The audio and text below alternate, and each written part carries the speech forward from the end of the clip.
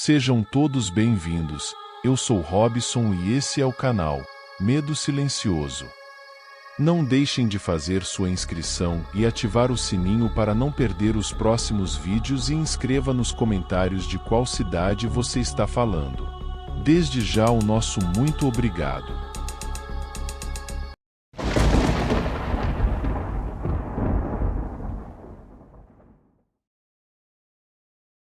Boa noite, inscrito do canal. Meu nome é Paulo, e hoje contarei uma série de eventos que me aconteceram há muito tempo, quando eu era um menino de 6 ou 7 anos. Eu tive um pesadelo que me marcou profundamente e causou um grande impacto na minha mente. Naquele sonho, eu vi o rosto de uma pessoa que parecia ter sido queimada, magra, com várias cicatrizes, que me olhava fixamente e sorria. Eu só conseguia ver a ponta do nariz até o queixo. O resto do corpo estava coberto pela escuridão do meu sonho. Como vocês podem imaginar, não foi um pesadelo longo, mas para uma criança daquela idade, foi completamente traumatizante. Passei a ter muito medo, não só do escuro, mas também de estar sozinho. Minha mãe, então, decidiu me levar à terapia por um período prolongado. Com o passar dos anos, consegui superar esses medos, graças à maturidade e às responsabilidades da escola e, mais tarde, do trabalho. Fui esquecendo e deixando para trás aquelas fobias que tanto me marcaram na infância. O tempo passou, e agora sou um homem de 35 anos, casado e com um filho de 4 anos. Vivo uma vida tranquila com minha família, apesar de algumas situações normais como doenças não graves ou altos e baixos econômicos. Sobrevivemos sem sequelas, e decidi mudar completamente nossa vida. Vendemos a casa, pedi demissão e nos mudamos para outro estado. Desde então, não fomos mais atormentados e vivemos em paz. Muito obrigado pela atenção de todos e uma boa noite.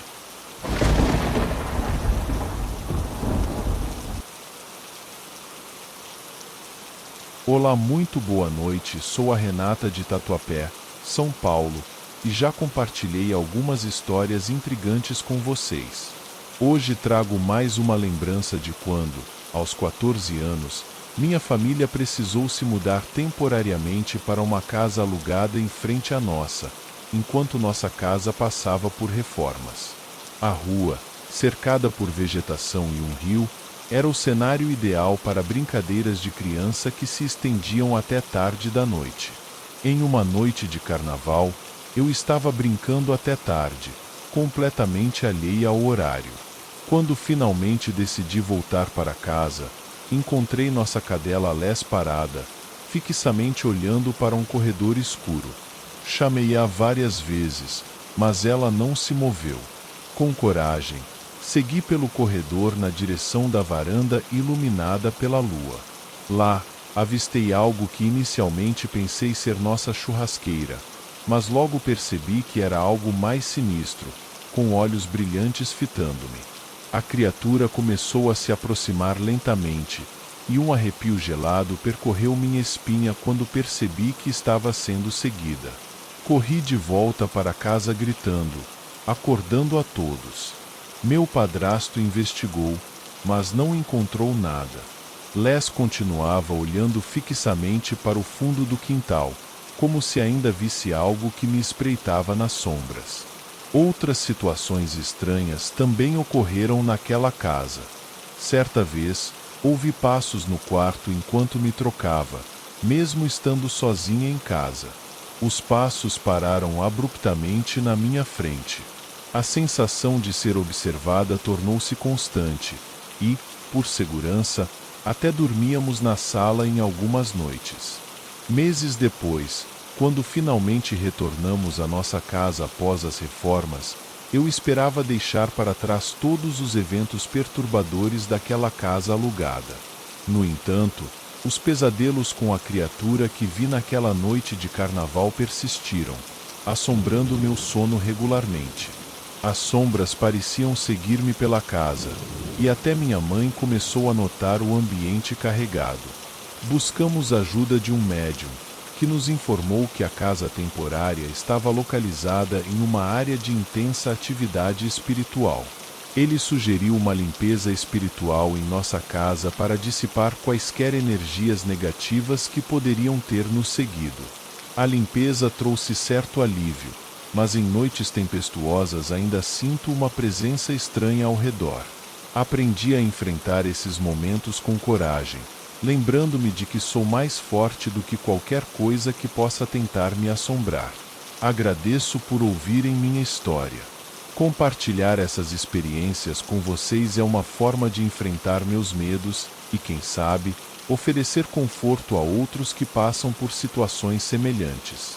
Lembrem-se, há mistérios no mundo que vão além da nossa compreensão.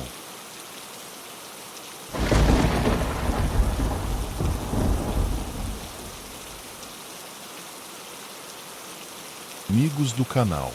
Meu avô foi uma pessoa muito influente entre os produtores rurais da minha cidade por ter sido presidente da cooperativa agrícola. Ele auxiliou muitas pessoas do meio rural, e todos na região gostavam dele. Infelizmente, ele faleceu em 1982, aos 70 anos de idade. Seus últimos anos de vida foram cercados por diversas cirurgias e longos períodos traumáticos de pós-operatório. Nessa época, meus pais assumiram a administração do sítio e ficavam muito tempo fora de casa. Eu, com 9, talvez 10 anos, era a companhia do meu avô, e ele era minha companhia favorita. Nossa convivência era plena.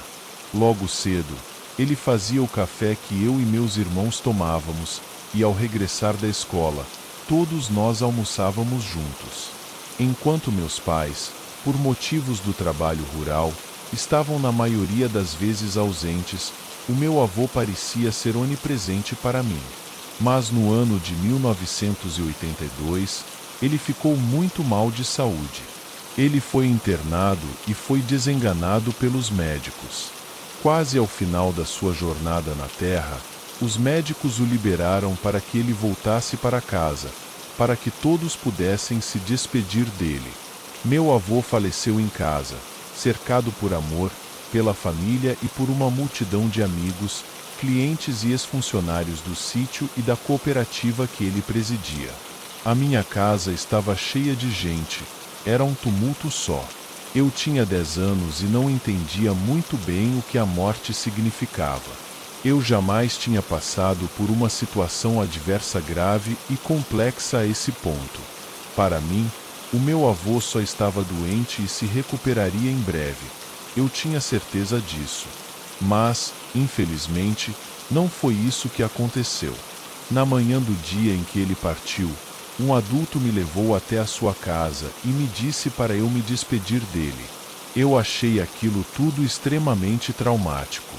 Para mim, no estado de desespero total, eu surtei ao ver o meu avô naquelas condições. Ele estava magro, muito fraco, tinha olheiras e estava completamente irreconhecível. Ele não se parecia em nada com o herói que ele sempre foi para mim. Ele não lembrava em nada aquele senhor altivo e imponente que administrava com mãos de aço o sítio, a cooperativa, os funcionários, a família e todos aqueles que estavam ao seu redor e que sempre o respeitavam pela sua força. Naquela cama não estava mais o meu companheiro de todos os dias. Ele não era mais o avô que mimava o neto, que fazia tudo o que eu pedia, que comprava tudo aquilo que meus pais não me davam. Aquele meu parceirão de sempre, a figura que eu mais amei na vida, estava partindo. E, quando eu me dei conta disso, eu entrei em uma crise de choro profundo. Eu soluçava sem parar, gritava e berrava o mais alto que eu podia. Eu simplesmente surtei. Meus pais me levaram para fora, para um outro quarto, me deram remédio, me deram banho e tentaram me acalmar de toda forma, mas não conseguiram. Eu só queria mesmo era ficar bem longe dali, como se a distância pudesse alterar todo o quadro desse processo irreversível. A dor da perda iminente é cruel, imensurável, ainda mais para uma criança de apenas 10 anos. Robson, eu tenho certeza de que essa foi a maior dor que eu já senti na vida. Essa dor machucou a minha alma, me deixou muitas feridas e muitas cicatrizes que eu carrego comigo até os dias de hoje. Eu estava na frente da casa com a minha tia, que estava coordenando o entra e sai da multidão de tantas pessoas aflitas que queriam se despedir do meu avô. Eu também estava muito aflito, não tinha como eu não estar. Então, repentinamente, ao meu lado, surgiu uma criança me chamando para brincar em um montinho de areia de uma construção logo acima da casa do vizinho. E eu fui. Ele me fez sorrir e brincamos muito. Imediatamente, nos tornamos amigos.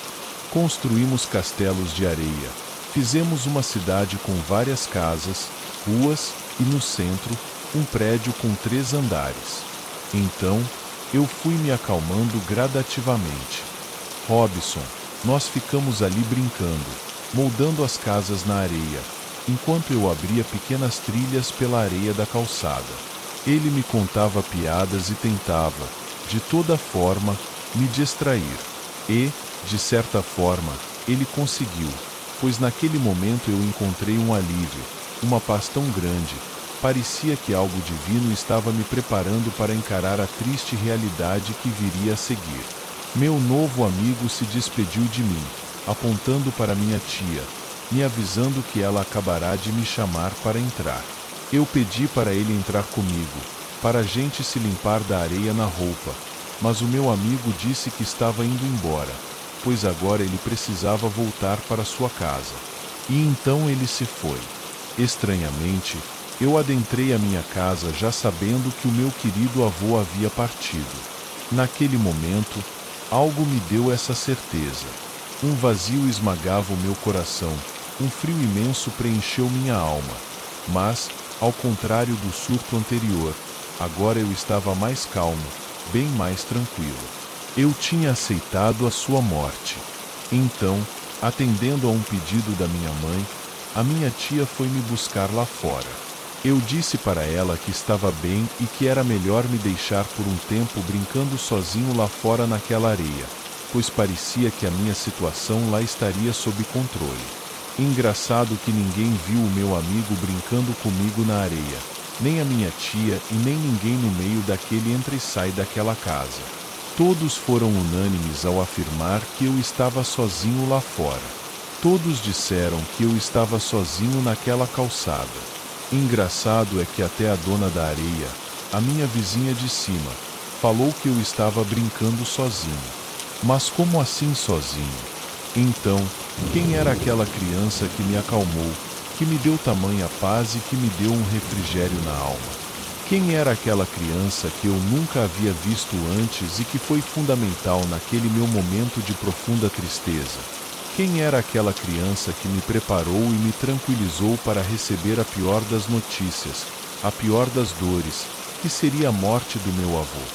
Robson, quem era aquela criança? Um anjo, talvez? São tantas as perguntas, são tantos os mistérios, são tantas as dúvidas, mas nenhuma certeza. E, passado tantos anos, até hoje isso ainda me fascina.